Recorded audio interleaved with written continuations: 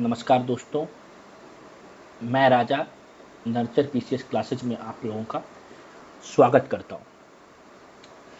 आज इस लेक्चर में हम लोग अर्थशास्त्र, इकोनॉमिक्स जो है बीपीएससी के पर्सपेक्टिव से, बीपीएससी परीक्षा के नज़रिए से उसका हम लोग सिलेबस देखेंगे।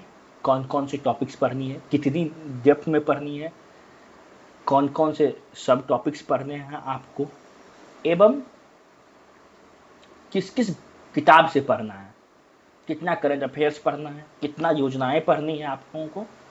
ये सारी चीज़ें, जो इकोनॉमिक्स का जो वेटेज है, अर्थशास्त्र का जो वेटेज है आपके बीपीएससी की परीक्षा के लिए, वो लगभग 10 से जो है ना 15 क्वेश्चन का, ठीक है, 10 से 15 क्वेश्चन है। 10 से 15 क्वेश्चन कैसे हुए?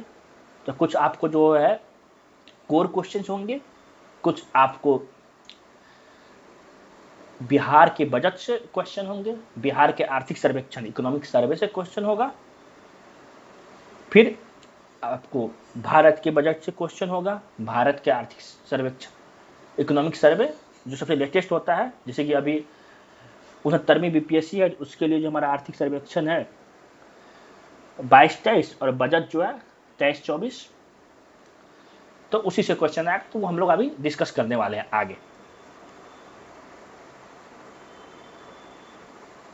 देखिए सिलेबस में क्या क्या है। पहले प्रीलिम्स जो कि बीपीएससी की आधिकारिक जो नोटिफिकेशन होता है, विज्ञापन, तो उसमें ही लिखा होता है। तो उसमें जो आप देखिएगा तो उसका मेजर लाइन जो है यही है, Indian economy and major changes in the economy of Bihar in the post independence period. तो आप यहाँ पे जो वर्ड्स है उसको नोट डाउन कीजिएगा। क्या है? इंडिपेंडेंस पीरियड, ठीक है। वो कौन सा इंडिपेंडेंस के पीरियड? कब? इंडिपेंडेंस में 1947 के बाद का। क्या? Indian economy and major changes in the economy of Bihar, ठीक है, मतलब भारतीय अर्थशास्त्र एवं बिहार के अर्थशास्त्र में जो महत्वपूर्ण बदलाव हुए हैं आजादी के बाद, ठीक है, वो हो गया। Questions of Indian economy will test the knowledge on the countries community development and planning in India and Bihar, ठीक है। इसमें जो आपका प्रश्न होगा वो कंट्री का प्लानिंग, देखिए कम्युनिटी डेवलपमेंट, ठीक है, ये कीवर्ड को ये कीजिएगा। इस बार जो है 68वीं बीपीएससी में जो है यही एक क्वेश्चन था यहीं से, कि कम्युनिटी डेवलपमेंट प्लान जो है सबसे पहले कब लाया गया। उसका planning in India and Bihar, योजना कैसे बनती है और क्या इतिहास रहा है योजना का, जिसमें कि आज़ादी के बाद जो पंचवर्षीय योजना थी, 5 ईयर प्लान, जो 12 5 ईयर प्लान है, उसको हम लोग डिटेल में देखेंगे। उससे क्वेश्चन आते हैं कि किस 5 ईयर प्लान का क्या फोकस था, थीम क्या था, क्या उसका आउटकम हुआ, ये सारी चीजें, ठीक है। तो एक तरीके से कहा जाए तो प्रीलिम्स पे क्या जानना चाह रहा है आपको, कि कैसे बिहार एवं भारत की अर्थव्यवस्था आजादी के बाद रही, कैसी चली, क्या उसमें बदलाव हुए, ट्रेंड क्या हुआ, चाहे वो प्रोडक्शन का हो, लैंड पैटर्न का हो, ठीक है, ये सारी चीजें। और ये मेंस के सिलेबस में क्या है, तो मेंस में जो है जीएस पेपर 2 का पार्ट है इकोनॉमी, ठीक है। In paper 2 the part pertaining to the Indian economic questions will put on planning in India and Bihar. इसमें जो मेजरली क्वेश्चन है वो क्या है? Planning in India and Bihar. समझ रहे बात को? तो ये देखिए लगभग कॉमन ही है जो सेकेंड ये चीज है, और ये सबसे इंपॉर्टेंट चीज है प्लानिंग इन ये। और यही जो है आपको यूपीएससी, स्टेट पीसीएस जितने भी हैं, या दूसरे दूसरे विभिन्न विभिन्न परीक्षाओं के लिए भी जो है प्लानिंग जो है ये काफी इंपॉर्टेंट। कैसे प्लानिंग हुआ, आपको इतिहास पता होना चाहिए कि अभी 75 साल आजादी को हो गए, तो 75 साल में हमारा देश जो था क्या था on the eve of independence, और अभी क्या है, कितने बदलाव हुए, क्या हमारे लिए ब्राइट पॉइंट में, अच्छे पॉइंट में जहां पर हमने काफी अच्छा परफॉर्म किया, काफी अच्छा प्रदर्शन रहा, और कहां पे हमने उपेक्षाकृत कम परफॉर्म किया, तो ये सारी चीजें। उसके बाद जो है आगे आते हैं हम लोग कि सोर्सेज क्या क्या, सोर्सेज स्रोत क्या क्या होंगे आपके। देखिए इकोनॉमी जो है इसको खास करके बीपीएससी के परिप्रेक्ष्य में बहुत ज्यादा जगह से पढ़ने की जरूरत नहीं। इकोनॉमी जो है आपका, आप लोग पता है एनसीईआरटी में और सारे सब्जेक्ट में 6 से लेकर 10वीं तक की एनसीईआरटी बोली जाती है, 12वीं तक। इकोनॉमी में यहाँ पे 9 से लेकर 12 लिखा हुआ है बस। क्यों? क्योंकि इकोनॉमी जो है ना एनसीईआरटी में 9th क्लास से ही शुरू ही होती है, ठीक है। तो 9th में एक एनसीईआरटी है, 11th में एक है, 10th में है और 12th में है। तो ये 4 क्लास की एनसीईआरटी। उसके बाद क्या हो गया आपको, the most important economic survey of Bihar and India. उसमें से भी अगर आप बिहार पीसीएस लिख रहे हैं तो इकोनॉमिक सर्वे ऑफ बिहार जो है काफी महत्वपूर्ण हो जाता है। उसके बाद बजट ऑफ बिहार, बजट का थीम, स्कीम किसने प्रेजेंट किया, बजट की संवैधानिक प्रोविजंस क्या क्या है, ये सारी चीजें, ठीक है। उसके बाद schemes of government of Bihar and scheme of government of India. ये देखिए जो हमने लिखा भी इसमें, schemes of government of Bihar and government of India means you have to primarily focus on schemes of government of Bihar and then on India. It doesn't mean that schemes of government of India is not important for your exam. It's also important for the exam. For example, in previous year, they asked about the vibrant village program, which was discussed in the budget of that year. 7 निश्चय scheme, जल नल scheme, Ganga जल आपूर्ति योजना, ये सारी चीजें जो मैं बोल रहा हूं ये पिछले जो 68 बीपीएससी था, जिसको विशेषज्ञ लोग अभी कह रहे हैं कि मतलब ये इसमें पैटर्न चेंज हुआ, बीपीएससी ने थोड़ा पैटर्न चेंज करे। सर ये सारी क्वेश्चन इस बीपीएससी में थी, ठीक है, प्रीलिम्स में। उसके बाद आगे हम लोग आते हैं, ये देखिए तो ये आपके लिए किताब है जिसको कि आपको पढ़ना है। तो ये जो है हरी कलर की किताब मिलेगी आपको, इकोनॉमिक्स, ये हिंदी और इंग्लिश दोनों में। इसमें 4 चैप्टर है, ठीक है। पहला क्या है, the story of village Palampur. इसमें क्या है कि आपको बेसिकली परिप्रेक्ष्य दिखाया गया है कि एक जो गांव का समाज होता है कैसे चलता है, उसमें क्या क्या चीज होता है, क्या प्राइमरी चीज होती है। तो इसमें आपको जो एक तरह से ट्रेलर देने का कोशिश किया गया है, जो कि हम लोग फिल्म में देखते हैं। तो ये क्या है, ठीक है, ये ट्रेलर देने की कोशिश की गई है। उसके बाद क्या, पीपल एज ए रिसोर्स, मतलब मानव को संसाधन के रूप में देखा जा रहा है। मतलब मानव क्या एक संसाधन है, वो हम लोग पढ़ेंगे। मानव संसाधन है, कैसे है, क्या डिबेट। उसके बाद पॉवर्टी एज ए चैलेंज, मतलब गरीबी एक चुनौती, और जो भी चुनौती होती है उसको हम लोग को क्या करना है, तो पार करना। तो मतलब क्या, गरीबी को क्या करना है, उन्मूलन करना है, खत्म करना है। उसके बाद फूड सिक्योरिटी इन इंडिया, ठीक है, खाद्य सुरक्षा भारत में, मतलब ये हो गया आपको 9th का। फिर जो 10वीं क्लास की जो एनसीईआरटी है, उसकी किताब का जो आप लोग नाम देखिएगा, ठीक है, कि क्या नाम लिखा है विशेषज्ञों ने। अंडरस्टैंडिंग इकोनॉमिक डेवलपमेंट, ठीक है, आर्थिक विकास को समझने के लिए। तो जैसा कि वो नाम से पता, इसमें आर्थिक विकास कैसे और उसको समझने का। तो पहला ये चैप्टर है क्या, डेवलपमेंट, कि विकास है क्या, आर्थिक विकास क्या है, जीडीपी क्या है, जीडीपी वर्सेज जीएनआई, एचडीआई, ये सारा डिबेट है, ठीक है। कि हम डेवलपमेंट को देख रहे हैं कितना पैमाना है, क्या अगर आप बस लाख रुपए की नौकरी कमा रहे हैं तो क्या उससे क्या आप डेवलप कहलाइएगा। उसका सेक्टर्स ऑफ इंडियन इकोनॉमी, कितने सेक्टर्स हैं, primary sector, secondary sector, tertiary sector, ठीक है, उसमें कितने सब सेक्टर्स है, ये सारा देखेंगे। फिर हम लोग क्या, मनी एंड क्रेडिट, ठीक है, मुद्रा एवं ऋण, कि कैसे मनी फ्लो होता है, आपके पास जो नोट आता है उसमें क्या बनने की प्रक्रिया क्या होती है, कैसे वो हमारे इकोनॉमी में चलता है, और कैसे जो है ऋण का क्या कंडीशन है हमारे देश में, कहाँ पे ऋण कैसा है, कहाँ पे लोग किससे ऋण लेते हैं, बैंक से लेते हैं या फिर जमींदार से लेते हैं, शेख से लेते हैं। उसके बाद globalisation in the Indian economy, मतलब वैश्वीकरण, भारतीय अर्थव्यवस्था में वैश्वीकरण एवं उसके प्रभाव। जो मैं हिंदी में बोल रहा हूँ यही अगर आप हिंदी वाले करें इसमें, ठीक है। और हमारा ये, और कंज्यूमर राइट्स, मतलब एक उपभोक्ता है आप, आपका क्या अधिकार है, अगर मान लीजिए आपको किसी कंपनी ने, किसी दुकानदार ने, आपने जिस चीज़ के लिए उसको पे करा, जिस चीज़ के लिए आपने उसका दाम दिया, अगर वो चीज़ नहीं मिला, या फिर आपसे किसी ने, आपने एक मोबाइल खरीदा, कस्टमर दुकानदार ने बोला, कंपनी ने बोला कि आपको 2 साल का गारंटी देंगे, लेकिन जब आप लेके गए गारंटी तो कंपनी ने आपको बोला कि नहीं है, तो फिर आप कहाँ जा सकते हैं? कंज्यूमर राइट, अधिकार क्या क्या है, उसके लिए कोड क्या क्या है, ठीक है। उसका इंडियन इकोनॉमिक डेवलपमेंट, मेरा यकीन मानिए ये सबसे जो है ना महत्वपूर्ण है ये किताब। न सिर्फ कोई भी परीक्षा के परिप्रेक्ष्य, बल्कि आप एक जागरूक भारतीय होने के परिप्रेक्ष्य आपको पता होना चाहिए कि हमारा देश का डेवलपमेंट कैसे है, क्या ट्रांजेक्टरी है, किस रास्ते पर चला है, कैसे कैसे चला है।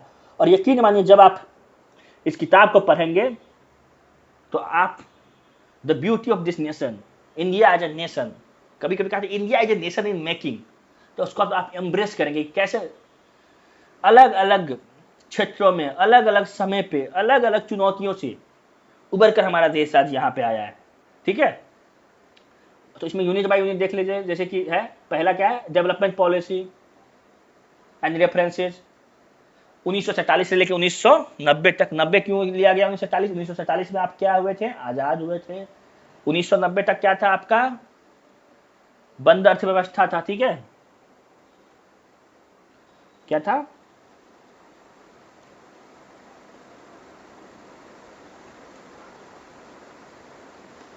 क्लोज इकोनॉमी था।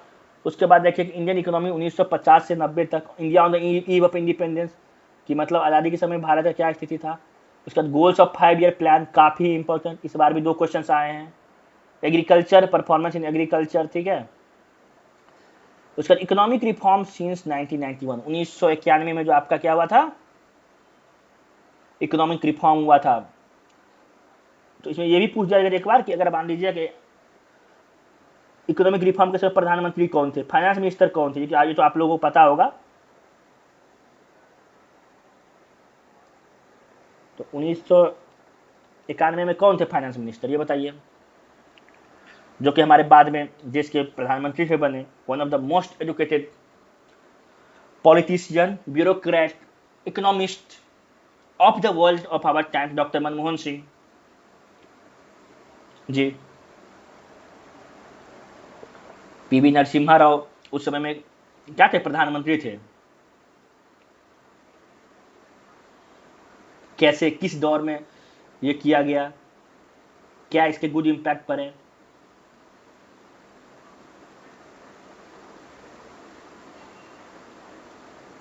माफ कीजिएगा मेरे राइटिंग के लिए, ठीक है। उसके बाद अब जैसे कि एलपीजी रिफॉर्म्स कहा जाए, लिबरलाइजेशन, प्राइवेटाइजेशन एंड ग्लोबलाइजेशन, इस यहाँ पे क्या है, इसका मतलब क्या होता है, पहले आप ये समझिएगा। Indian economy during reform and assessment, मतलब जो है कि भारतीय अर्थव्यवस्था थी कैसे उस समय, क्या जरूरी था, क्या योजनाएं थी हमारे पास, क्या हम सोचे कि अगर ये करें तो क्या। उसके बाद क्या है, current challenges facing in the Indian economy, अभी भारतीय अर्थव्यवस्था के लिए क्या क्या चुनौतियां हैं, क्या क्या हम लोगों को हल करना है as a policy maker, as a economist, as a bureaucrat, as a leader, as a citizen, हर कुछ को। हु आर द पुअर, गरीब, गरीब कहते हैं हम लोग, गरीब है कौन, गरीब को कैसे आइडेंटिफाई करते हैं, कितने गरीब हैं देश में। दूसरा क्या, इन्वायरमेंट एंड सस्टेनेबल डेवलपमेंट, ठीक है, पर्यावरण कैसे है, state of India environment, India का इन्वायरमेंट कैसे, सस्टेनेबल डेवलपमेंट, कि कैसे हम सबको लेके चलें, कैसे हम अपना डेवलपमेंट करें, कैसे हम अपने रिसोर्सेज का यूज करें ताकि वो फ्यूचर जनरेशन के लिए भी रहे। Strategies for sustainable development, what India adopted, then development experience in India और कंपैरिजन विथ इट्स नेबर्स, मतलब इंडियन सब कॉन्टिनेंट में, और जो देश भारत के साथ 1947 के आसपास क्या हुए थे, आज़ाद हुए थे 1947 के आसपास, जैसे कि पाकिस्तान, श्रीलंका, ये सारे देश का क्या स्थिति है, हम कहाँ पे हैं, कहाँ पे हमको उन देशों से सीखने की जरूरत है और कहाँ पे हमने उससे अच्छा परफॉर्म किया, ये सारी चीज़ें, ठीक है। Comparative development experiences and it's neighbour, development का पार्ट क्या है, कौन सा लिए। डेमोग्राफिक इंडिकेटर्स, डेमोग्राफिक डिवीजन अभी जो कहा जाता है कि हमारे जो अभी दुनिया में सबसे ज्यादा जो वर्किंग एज पॉपुलेशन है, वर्किंग एज पॉपुलेशन कितने से कितने साल तक होती है? 15 से 59 साल तक, ठीक है। ये भारत में सबसे ज्यादा है, लेकिन क्या हम इसका सही उपयोग कर रहे हैं? क्या ये डेमोग्राफिक डिविडेंड बनेगा हमारे लिए, या फिर डेमोग्राफिक डिजास्टर बनेगा? क्या ये हमारे लिए वरदान साबित होगा, ये 10 ये 15 साल जो हमारे पास है, या फिर ये कभी साबित होगा अगर हम इसको अच्छे से नहीं मैनेज कर पाए, हमारी पॉलिसी उस डायरेक्शन में नहीं गई तो? आज ही ये लेक्चर बनाने से पहले Indian institute of population studies है, उन्होंने एक ऐसी कॉम्पिटिशन रखा है इस पर कि डेमोग्राफिक डिवीजन इन इंडिया, बून और कर्स, हाँ, इंडिकेटर्स ऑफ ह्यूमन डेवलपमेंट, मानव के विकास के क्या क्या सूचांक हैं, कैसे नापा जाता है उसको, डेवलपमेंट स्टैटिस्टिक्स में, इसमें जैसे कि MMR, IMR, ये सारी चीजें हैं, ठीक है। उसका ह्यूमन कैपिटल फॉर्मेशन, मतलब आप पढ़ रहे हैं, आप स्किल डेवलपमेंट कर रहे हैं, कैसे ह्यूमन को काम करने लायक बनाए। रूरल डेवलपमेंट, मतलब शहर वैश्वीकरण हो रहा है, शहरीकरण हो रहा है, हमारे गांव का क्या हाल है, कस्बों का क्या हाल है, वहां पे रहने वाले लोगों का क्या हाल है, उनके लिए क्या मूलभूत सुविधाएं हैं, ये सारी चीज 1947 से लेके 21 तक, ठीक है, 2021 तक का। Employment, growth and information and other issues, ठीक है, देख रहे हैं ना आप लोग चैप्टर 7, क्या वर्कफोर्स है, कैसे एम्प्लॉयमेंट है, क्या है नहीं है, इंफ्रास्ट्रक्चर, मूलभूत संरचना कितनी है, रोड कितना है, एनर्जी कितना है, हेल्थ में कितना है, हमारे पास कितने डॉक्टर हैं, ये सारी चीजें हैं। तो ये सबसे इंपॉर्टेंट किताब है, और मेरा ये मानना होगा कि ये जो हमारे पास 90 दिन बचा हुआ है, उसमें ये किताब को आप कम से कम 3 बार पढ़ें, कम से कम 3 बार। और अगर इस किताब को आप सिर्फ पढ़ लेते हैं तो फिर भी आप ना इकोनॉमी के आधे क्वेश्चन कम से कम बनाने के काबिल होंगे, उस पोजीशन में होंगे। उसके बाद इंट्रोडक्टरी माइक्रो इकोनॉमिक्स, ये कौन से 12th की किताब, इसमें क्या है, बेसिक्स है। इससे जो बीपीएससी में बहुत ज्यादा क्वेश्चंस नहीं आता है, जो डायरेक्ट क्वेश्चन बोलेगा demand supply, money, function of money, central bank, money multiplier, 2 sector model, BOP, current balance deficit, physical deficit, इसे डायरेक्ट क्वेश्चन बहुत कम आते हैं। हाँ, ये गवर्नमेंट बजट एंड इससे आता है, इससे आता है, इससे बहुत ज़्यादा डायरेक्ट क्वेश्चन नहीं आता। और ये थोड़ा सा कोर इकोनॉमिक्स एरिया, ये भी हम आप लोग को पढ़ाएंगे इजी भाषा में, सरल भाषा में, ताकि आप लोगों का जिसका भी इकोनॉमिक्स बैकग्राउंड नहीं है, सबके लिए, अगर कोई इकोनॉमिक्स बैकग्राउंड तो छोड़ दीजिए, जो लोग इस परीक्षा की तैयारी नहीं भी करते हैं वो भी कैसे समझे, जो नहीं भी पढ़े वो भी कैसे समझे। अगर हमारा वीडियो देख रहे हैं तो हमारा उद्देश्य वहां तक पहुंचना है ताकि आप लोगों को पता हो। जब हम जागरूक रहेंगे तभी हम अच्छा नागरिक बन सकते हैं और देश के तरक्की में बेहतर योगदान कर सकते हैं। सब योगदान कर रहे हैं देश की तरक्की और बेहतर योगदान कर सकते हैं। उसके बाद हम लोग आते, देखिए अब कुछ क्वेश्चन देखते हैं कि किस तरह के क्वेश्चन पूछेंगे, ठीक है। प्रीलिम से दिया गया है सारा, जो आपका कौन से प्रीलिम से है बताइए, बीपीएससी प्रीलिम से। देखिए यहाँ पे देख रहे हैं 67 exam, the index of economic development is provided by, जैसा कि आप देखिए पीछे क्या था, ये एक चैप्टर का नाम ही था ना, उसमें एक सब टॉपिक उससे पूछा हुआ है 4 questions, line by line copy किया हुआ है। देख रहे हैं, आर्थिक विकास का के लिए सबसे अच्छा सूचकांक किसे कहा जाता है, 4 ऑप्शंस हैं, ये सारी आपको एनसीईआरटी किताब से, ठीक है। उसके बाद देखिए फिजिकल डेफिसिट ड्यूरिंग बिहार, ये कहां से आएगा, ये आपको किसी किताब में नहीं मिलेगा, ये कहां से मिलेगा,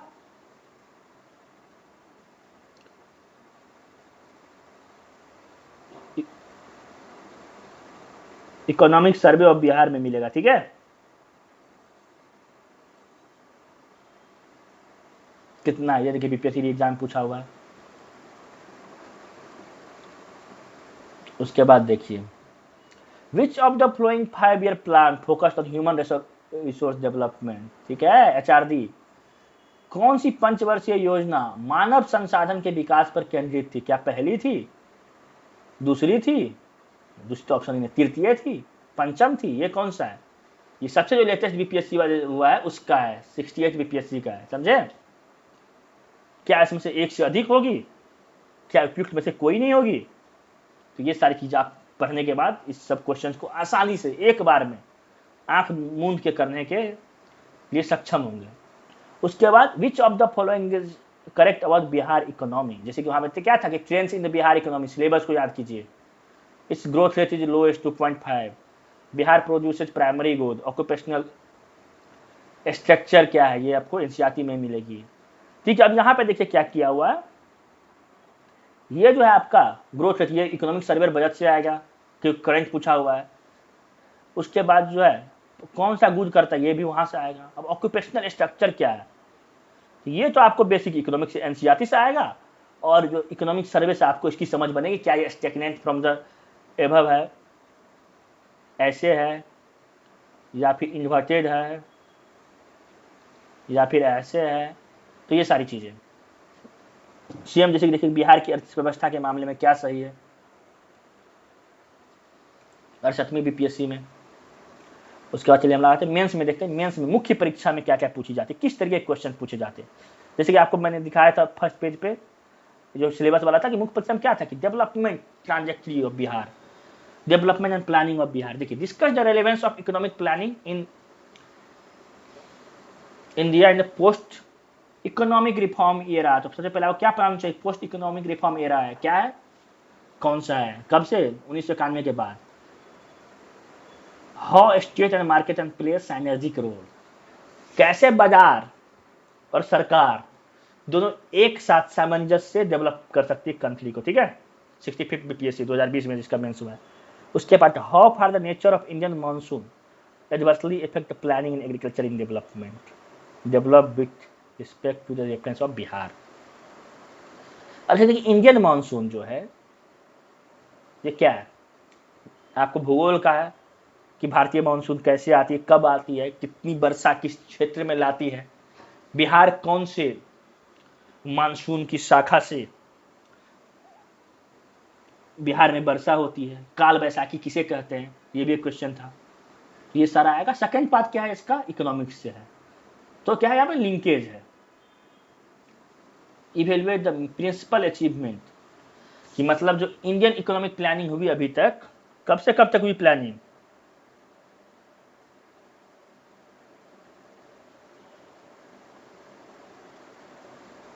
एक्चुअली 19 में क्वेश्चन है तो 19 होगा, जैसे मान लिया ऐसे मैं जनरल नहीं कर रहा हूं। तो क्या क्या उसके अचीवमेंट है इंडियन इकोनॉमिक प्लानिंग के, ठीक है, इसमें अचीवमेंट आपको लिस्ट आउट करना है।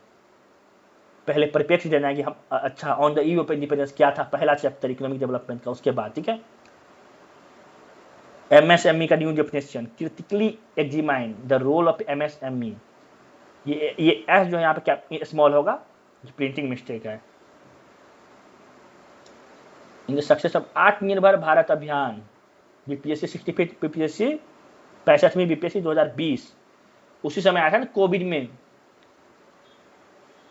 जब 8 बजे हमारे माननीय प्रधानमंत्री आते थे और भाषण देते थे, उसी में आया था क्या, आत्मनिर्भर भारत अभियान। आत्मनिर्भर भारत पैकेज आया था, आत्मनिर्भर भारत AB1 पहला वाला आया था, फिर AB2 आया था, फिर बहुत दिन के बाद AB3 भी आया था, आत्मनिर्भर भारत 1, 2, 3। तो आपको पता होना चाहिए, ये पूछा गया उसमें कि पहला क्या क्वेश्चन होगा, फैक्चुअल, क्योंकि कोरोना के समय में डेफिनेशन चेंज हुआ था टर्नओवर और उस पर, तो वो पूछा गया। दूसरा कि आपका व्यू, क्रिटिकली इवेल्युएट, मतलब क्या होता है, आपको दोनों पॉजिटिव निगेटिव क्या हो सकता है, क्या फायदा है, क्या घाटा है, क्या चैलेंजेस हो सकते हैं, उस चैलेंजेस का कैसे निवारण करें, ये सारा कुछ आपको जो है पूरा एकदम से आपको व्यू देना है इसमें, क्योंकि मेंस एग्जाम है तो आपको लिखना है, तो उसमें आपकी समझ जांचने की कोशिश की जा रही है। उसके बाद क्या है, major problems in Indian agriculture and suggest the way, भारतीय कृषि में जो प्रॉब्लम्स है उसको बताइए, और क्या कौन कौन सा प्रोग्राम है उसको ये एड्रेस करने के लिए, उसको उसका निवारण के लिए आपको लिखना है 63वीं बीपीएससी का। उसके बाद growth and productivity trend in Indian agriculture, measures to improve it, the farm income. ठीक है, अब ये क्वेश्चन जो है थोड़ा करंट से रिलेटेड है, क्योंकि 2018 में पूछा गया है, उसी के आसपास आया था क्या, doubling the farm income by 2022, ये मिस हो गया, ये था डबलिंग द फार्म इनकम। तो उसी से है कि क्या प्रोडक्टिविटी कैसे रही, ग्रोथ कैसे रही, क्या उसका ग्राफ कैसे बना, मतलब आज़ादी का कैसे कैसे गया, कमा ज़्यादा हुआ, कब क्या हुआ, ठीक है। उसका क्या इन्वायरमेंट से, क्योंकि पर्यावरण रहेगा, प्राकृतिक संपदा रहेगी, तभी आप जिंदा रहेंगे, वरना आप खाइएगा क्या, आप मशीन मोबाइल लैपटॉप थोड़ी खा सकते हैं। इकोनॉमिक ग्रोथ पे उसका क्या है, नोट लिखना है। अब ये देखिए थोड़ा सा, ये ऐसा जब क्वेश्चन आता है तो ये सिर्फ क्वेश्चन बड़ा होता है, इसका आंसर काफी इजी होता है। Not just providing employment but increasing the employability of labor force is the main issue in the long-term employment policy. Discuss the statement which refers to skill development through the quality education and training. Quality education and training क्या करेगा, आपको मानव संसाधन विकास करेगा, human resource development करेगा, और उससे कैसे sector wise economic development, आप वर्ड को ब्रेक डाउन करेंगे। उसके लिए क्या, जो हमारा लेक्चर है काफी है इन सारे क्वेश्चंस को अच्छे से आंसर देने के लिए। सेक्टर वाइज मतलब primary sector, secondary sector, tertiary sector, उसमें किस में कौन सा सेक्टर कितना एम्प्लॉयमेंट देता है, क्या कमी है उस एम्प्लॉयमेंट में, क्या चीज है, कैसे ये हो सकता है। और ये आफ्टर 2000 पूछा गया है, क्योंकि 2000 के बाद जो है क्या एक हमारा इकोनॉमी तो काफी 2000 से लेके 2004, एक्चुअली 2000 से जो ये अपर ये हुआ, उसका 2007, 8, 9, 10 में काफी अपर ग्राफ गया, फिर थोड़ा स्लो हुआ 11, 12 में, फिर बढ़ा 16 तक, फिर जो है डिमोनेटाइजेशन आया, इकोनॉमी धराम से गिरी, फिर जीएसटी आया, थोड़ा सा लड़खड़ाया 2017 में, फिर थोड़ा उठा, लेकिन काफी मरे से हमें से इकोनॉमी उठ रहा था, ये जो बना रहे आप ग्राफ देखिएगा, फिर थोड़ा सा उठ ही रहा था और थोड़ा गिर रहा था, लेकिन क्या हुआ, अच्छा ये बाहर चला गया, चलिए इस ग्राफ को हम यहाँ से करते हैं कंटिन्यू। डिमोनेटाइजेशन हुआ, नीचे हुआ, नीचे हुआ, फिर जो संभल रहा था, फिर तब तक जीएसटी हो गया, तो उससे जो है फिर क्या हुआ, फिर थोड़ा सा ऊपर हुआ, सही होना शुरू हुआ था, कुछ कुछ काफी कमियां थी, कोरोना आ गया, इकोनॉमी हमारा धराम से गिर गया, क्योंकि सब कुछ जो इकोनॉमिक एक्टिविटी बंद हो गया, इकोनॉमी हमारा ग्रोथ निगेटिव में चला गया। फिर से जो अभी जो है आ रहा है, तो अब जो है हम लोग कोरोना के बाद जो इस बार का इंडिया का इकोनॉमिक सर्वे है वो क्लेम कर रहे हैं कि हम जो है प्री कोविड पीरियड, मतलब जो 2019-20 में जो इकोनॉमी थी वहां तक हम पहुंच गए हैं, मतलब रिकवरी हमारा कंप्लीट हो गया। ठीक है, आगे बढ़ते हैं हम लोग।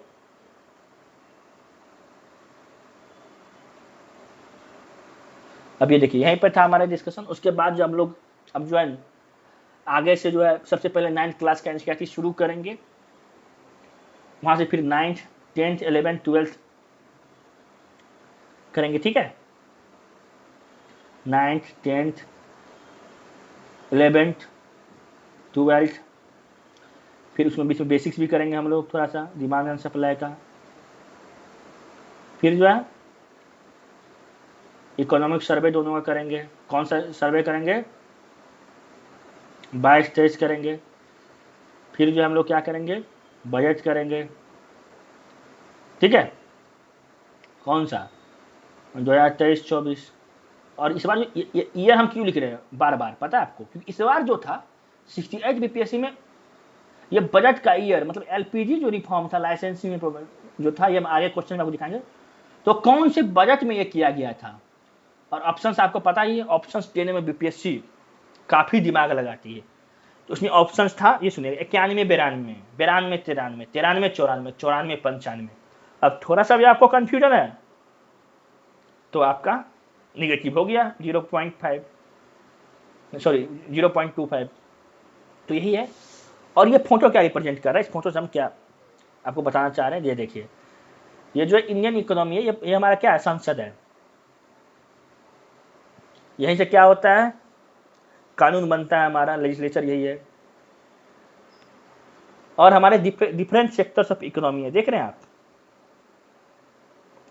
ये हमारे किसान बंधु हैं जो कि बैकबोन है, हमारे खाना उगाते हैं। नो फार्मर नो फूड का कैंपेन भी चला था कुछ दिन पहले, तो ये है। ठीक है, ये हमारे ये कौन है, हमारे ट्रांसपोर्टेशन में है, ट्रांसपोर्टेशन सेक्टर में है। ये देखिए हमारे जो है सर्विस प्रोफेशनल्स हैं, ये फायर ब्रिगेड, डॉक्टर्स, इंजीनियर्स। ये देखिए हमारे आईटी प्रोफेशनल्स, हमारे सर्विस सेक्टर, सर्विस बूम, तो ये सारे हमारे क्या है, ये सारे लोग हमारे वर्कर्स हैं, हमारे सेक्टर्स ऑफ इकोनॉमी है, different stakeholders of economy है। तो हम लोग different stakeholders, different perspective, multi perspective से देखेंगे चीज़ों को, आसान भाषा में देखेंगे और इस तरीके से देखेंगे कि आपको क्लास के बाद बस एक बार रिवाइज करने की जरूरत हो। और इकोनॉमी जो है ना, इकोनॉमी से आपका डर खत्म करना है, ठीक है। और मुझे पूरा भरोसा है अगर आप लोग इसको फॉलो करेंगे और मेरी भी काफ़ी मेहनत रहेगी, मैं अपना बेस्ट दूंगा तो आपको इकोनॉमिक से डर खत्म हो जाएगा।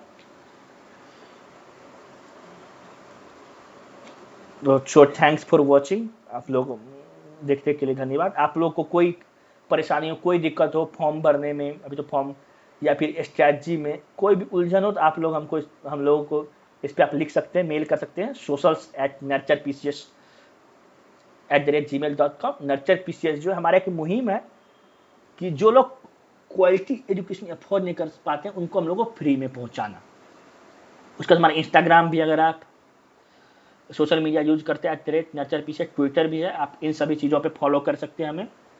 और अगर हमारा वीडियो सही लगा या फिर जो भी लोग हैं, जो भी एस्पिरेंट हैं, जो बीपीएससी या फिर कोई भी दूसरी बीपीएससी की परीक्षा, other state PCS and even UPSC की परीक्षा के लिए तैयारी कर रहे हैं, तैयारी करने का सोच रहे हैं, या फिर जो लोग भारत के बारे में जानने के लिए, अपने देश के बारे में जानने के लिए इच्छुक हैं, वो लोग उन लोगों के साथ शेयर कीजिए, उनको बताइए। और जो भी हमारा फीडबैक है आप हमें कमेंट या फिर किसी भी तरीके से जो है आप हमारे तक पहुंच सकते हैं। अच्छी फीडबैक हो, खराब फीडबैक हो, क्रिटिकल कमेंट्स हो, एवरीथिंग इज वेलकम, क्योंकि जब तक आप हमें बताएंगे नहीं तब तक हम सुधार कैसे लाएंगे। तो धन्यवाद देखने के लिए।